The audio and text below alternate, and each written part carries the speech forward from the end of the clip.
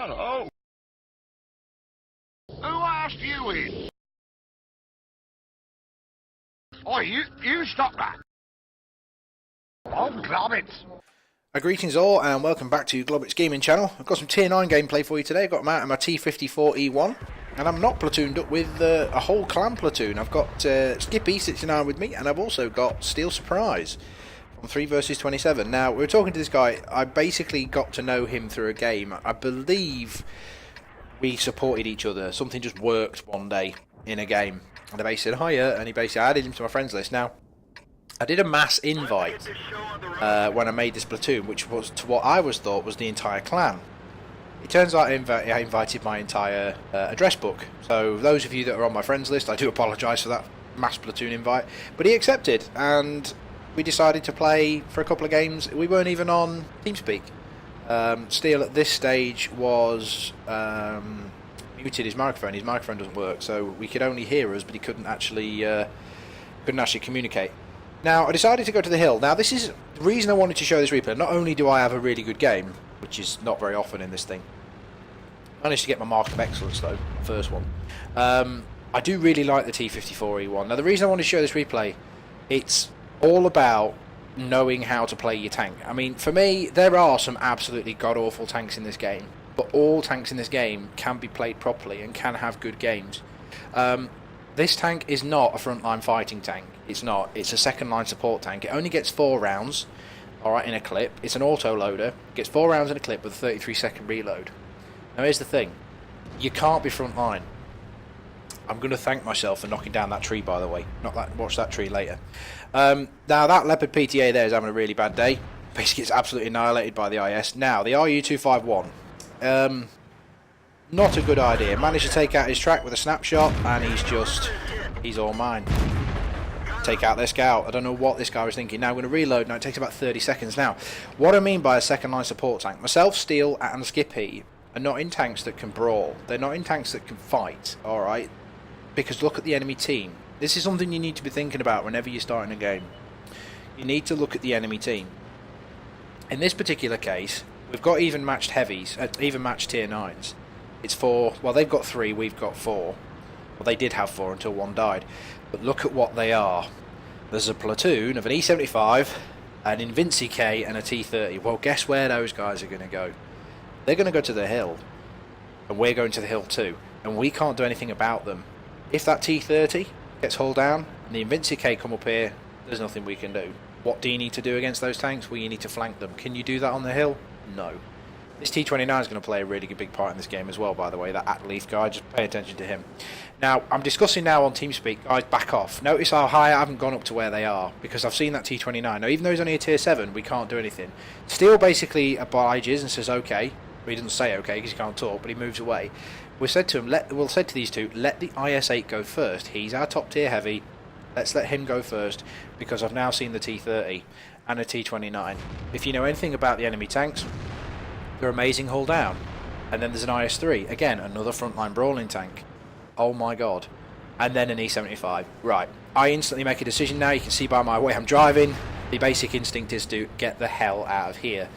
The IS-8 is not going to survive. The IS is tier 7 made out of chocolate. We ain't going to survive. Now, thankfully, the lads basically oblige. I make a little bit of an indecisive move back up again. But it's at this point when I see the IS-8 just basically dissolve. I want to get the hell out of here. Yeah, he's dead. Let's get the hell out of here. Now, AMX 1390 Steel has basically turned his hull the right way. The IS is having second thoughts. Skippy's in full reverse. I spot the 1390, getting a bit of low ground, turn around, and let's get the hell out of Dodge. Now, what I'm going to do is I'm going to turn the camera so you can see behind me. Now, thankfully, I'm hightailing it away, and I've picked a route, taking shots from the side, but no big deal. I've picked a route that allows me to get the rocks between me, the big nasty stuff, and hopefully they'll shoot the PTA, yep, and the IS, and they are doing. They're not shooting at me, which is good. They take a chunk out of Skippy, but they manage to get one into me. Now, what I'm going to do now is make a hard right turn after repairing my tracks. That'll play a part later, because I use my repair kit there to basically get into cover and get behind the rocks. Now, what we've done here is we've made them have to come over the hill. Skippy didn't want to do this. Alright, he was doubting, no, we can take him, Like, no, let's just go. Because we've got all these guys down here. the CDC and the T54, we can use them. I'm aiming for tracks now. You can't see me, but I'm aiming for tracks. And I managed to track the E75. Hopefully, be able to. Now this gun just hasn't got the pen to take on an angled E75's lower plate. So I decided to make a reload here. It's going to be. They're going to have to build up some courage to come over that hill because they're being shot at. So therefore, it'll give me a chance to reload. I pop a thing on the screen to say that I'm reloading, and the E75 makes a charge down to the next rock. Now this works in our favour. They've decided to make a move. That T30 though is standing right out in the open. I really wanted to have a go at this guy, but he takes a shot at the IS and basically puts him into a one-shot position for the VK. Now my sixth sense goes off here. I didn't realise that bush wasn't completely see-through. I ducked back right at the last second, so I need to wait a couple more seconds to drop off their radar before I then stick my BCAT again. I'm going to wait a little bit longer because Skippy's having a hell of a game, but there's nothing I can do for the moment, and I'm going to try and get some shots on these guys. Now I want to go for the T30. His hull is made out of chocolate. It's tracked. This is like a shot of the century. Oh, I missed it. This will be the shot of the century if it goes in. Yes, managed to secure the kill on the T30. Valuable kill. 30-second reload though, so it's time to relocate to secondary fallback positions because Skippy's been destroyed. So I need to fall back while I'm reloading. Alright, and think about my options. Now there's another bit of solid cover here, covered by the artillery. The T-34's in double bush location. Pay attention to that T-34, he had a really amazing game. I actually got in contact with him after the game, Zoldemort, and said to him, you know, check this out on YouTube. So if you can hear me, Zolder, dude, thanks a lot for the help, buddy. You were an absolutely invaluable asset in this game. It allowed me to do my thing. He's basically putting really effective fire, and he puts in shot into the Invinci K for full burn damage. This guy doesn't carry a fire extinguisher. Either that or he's already used it, and he just burns for the majority of his health. Now, I decided to advance again. The simple reason is the T-34 has a maximum, or the best reload it can get is around about 12 seconds. It's not really a high DPM vehicle. It's got an awesome cannon, but it's not that great because I want to try and catch this C75 in the side. I can't take him on from the front, but I can take him on from the side. And he's shooting at a Lerva in our bloody cap, so he's just fired. However, he's brought friends. Tried to take out the Invinci K. There's no point shooting one of them from the front, guys. Don't even bother. Alright, I need to take out this IS-3 before he decides to flank me. And again, another 30-second reload. The Invinci K, however, gets taken out by Zoldemort. A valuable kill. Happy days. Steel's at this stage. Steel Hornet. What's his name? Steel Warrior? Can't remember. Steel Surprise. That was it. Steel Warrior's basically putting in effective fire in the 1390, but I think he's actually being shot at now. Yeah, he's on bingo health. He's out trying his best. Now I'm trying to pray for this reload, praying for the reload to happen quicker than it is. We are getting there, and the E75 is giving me his rear. I don't know what the hell this guy was thinking. Thank you anyway. Now the T29 takes out my ammo rack. Ugh. Not a good vehicle to be getting ammo racked in with no repair kit.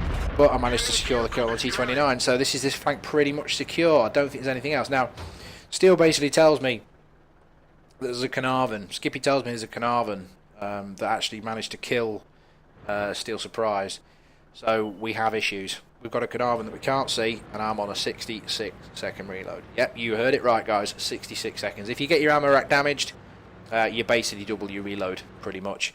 So I'm 60 seconds now, which is problems. I've got to wait for a hell of a long time before I've got any shells. Now, throughout this whole game, our AMX 5120 is AFK. The AMX CDC has played an absolutely blinding game down there in the K line, and also he's been up here with us as well. Zoldemort's pinging the map now, telling me where the Carnarvon is because he's getting hit. Happy days. So it wasn't Steel Surprise, it was Zoldemort that told me that. I apologise. So, I want to climb the hill. Hopefully the AT-15 and the AMX 1375 down the base are going to be taking so much time to kill the AFK 5120 that we get a chance to kill this caravan. We need to find him first. He is a heavy tank, so his camo rating side of things isn't going to be that difficult. If he was a light tank or a medium tank, it would be problems. But he's in a heavy. So as soon as he exposes himself, I've kind of got him. I kind of know where he is. I've got an inkling of where exactly he is. He's around about the C5 area in those bushes, which is handy. I kind of know where he is as to where he shot the T-34, but I need to spot him first. And I need to do it quickly because that CDC is having a hell of a game. He's got a Tier 8 tank destroyer and a light tank chasing him, and there he is. Now, Accuracy on the 54e1 is garbage. First shot goes where I want it to. Second shot does. Third shot, well, yeah, okay. Fourth shot, bounces. Fantastic. Crit, no damage. Awesome. T54, he's all yours. I'm on a 60-second reload. I've done what I can. AT-15's killed the CDC. Back to cap. Alright, the T-34 has to kill the Carnarvon. Now, Zordamort plays an awesome little play here. He goes for the Carnarvon. I want to get the Carnarvon to spot me, hopefully to turn his gun and try and shoot at me. That's why I poked up there. Try and get him to shoot at me. He's not, because the enemies don't play ball like that. And Zordamort's taking hits from the AT-15, I believe. I'm trying to get this guy to shoot me. If you look down the thing, down the pipe, I'm trying to get him to shoot at me, because Zordamort's now on in the low ground to him. So I'm trying to get the guy to shoot at me, which he does oblige. He does try and take pot shots at me, which is distracting him from Zordamort. I'm nearly finished my reload too, but Zordamort's going to pop up now, and boom, index for him. So we need to get back and spot the cap. We've got an AT-15, which the T-34 will have no issues going through. I, however, on the other hand, should have switched to APCR in this reload. But I was halfway through it. Think about forward planning. Coulda, woulda, shoulda. I should have been firing APCR at this stage, because the APCR ammunition, okay, does have 255 pen. The standard ammo on this has 210. Now, would you consider that subpar? Personally, no. This is a medium tank. It's second line support. It's not designed to take on heavy tanks or well armoured tank destroyers from the front. However, I decided to use my view range. I've got the most health. Spot the AT-15. Now's the time for some wizardry. I need to hit that hatch. Oh, I managed to track him. He puts a shot into me. Oh, no way. Get in cover. He's firing at you. Just waiting for Zordamort to reload here. I need to spot the guy again. Oh, they think it's all over.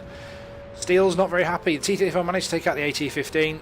All I need to do is spot the life tank. Come on, where is he? 2 shells remaining. Oh, there he is. He's managed to fire. He should have stayed in that bush. What an idiot.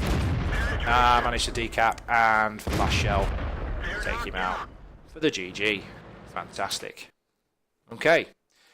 The T54e1 and Mr. Zordamort carrying for the win. 9 kills between us. Yeah, I hope you enjoyed that, guys. Let's check out the post-game stats. So there we have it then. Not quite enough for a mastery badge. Was worth a class 1 though, but in my the reason why I didn't get a mastery badge, to be perfectly honest with you, a simple reason: I was shooting things that were at low health. I didn't exactly do a great deal of damage in this game. Managed to get 5 for effect, duelist, hand of God, bruiser, defender, and a Top Gun medal. Hand of God. Wow, survive and win the battle and receive for damage from at least 4 enemy vehicles. Fantastic. On the team score side of things then, Zordamort finished higher than me, and quite rightly too. He's in a lower tier tank, and he did a lot more damage than me. I dread to think how many credits he made. If you could let us know in the comments, Zordamort, how many credits you made, I suggest that was a significant amount. Managed to attain the high caliber and steel war medals as well. Steel surprise, slightly behind with 3,000 spotting damage. He was doing all the spotting damage, which is all good. And where's Skippy? What did Skippy get up to? He was an average game for Skippy. But yeah, the real star of the show there was Zordamort in his T-34. In the right place, right time. We made the right choice not to progress up the hill. It's an expensive tank to run, this one though, as you can see there. Cost 14,000 credits to repair, and I wasn't completely damaged. I had 600 health left. Ammunition's not cheap either. It's about 1,000 credits a shot, and also with consumables as well. I only made 10,000 credits profit, but there you go. So the T54e1, using your brain. Take care of yourselves, guys, and I'll catch you next time. Bye now.